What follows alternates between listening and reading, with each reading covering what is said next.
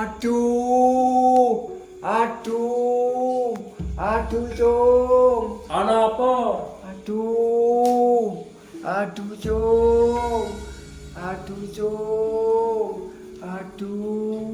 Ana apa kok tangisan? Aku tuku bensin ditulak, Cung. Lah ditulak teko apa manggo dhuwit ta ora? Aku yo nggawa duit, tuku bensin ora nggawa duit ya, Cung. Lah engko ndang duit-duitan.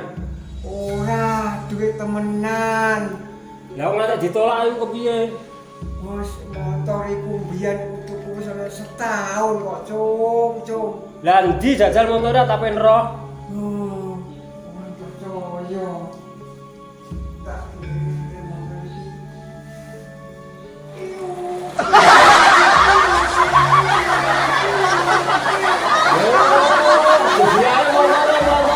iki. Motor pemadam kebakaran iki. Kowe karo raya padha lur mesti ndirasa kesel teko nggonku.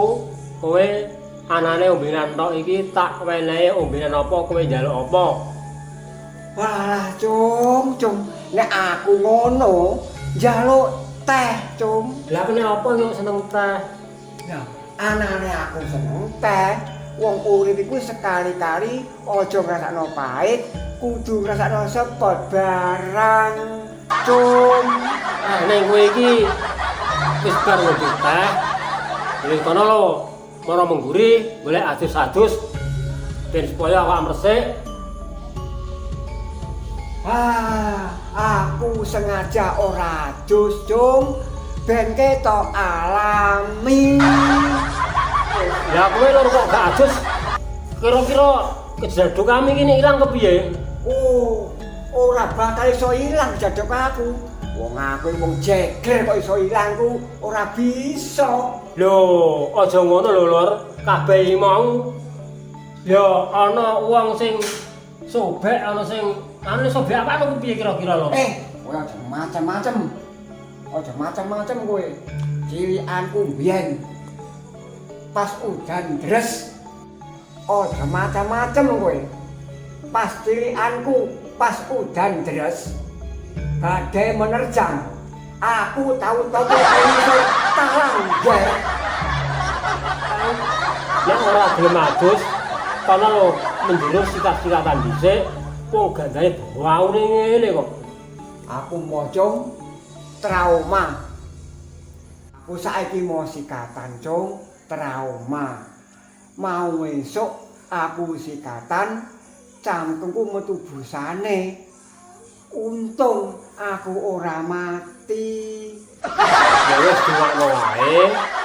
Ben supaya anggonku nyambut gawe iki lancar, gangsar payu rezeki. Keluargaku seger waras. Aku njaluk pandongamu kanthi sak bener-benere. Lho, Cung, kok aku iki ya ora wong pinter, ya ora mudin, kok njaluk sebab donga karo aku, Cung. Lho, lah biyen aku tau krungu sampean tau mondok ning Jombang ana 10 tahun to aku. Oh iya, aku kelingan. Pancen biyen aku tau mondok ning gone Jombang 10 tahun. Lah kowe kok ya ngerti ya, Cung. Lah ya ora wae ta wong kok krungu kok gosok-gosok karo tangga-tangga kuwi to.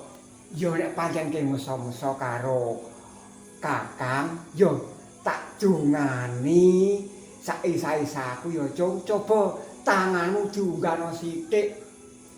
Ya Allah Gusti. Amin. Lindungilah kula.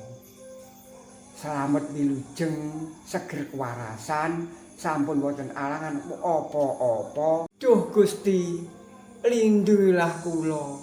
Sing lucu, imut, polos.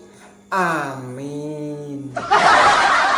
Oh, Bapak Ibu, Kang Mas Bakmu, ojo lali yo di subscribe.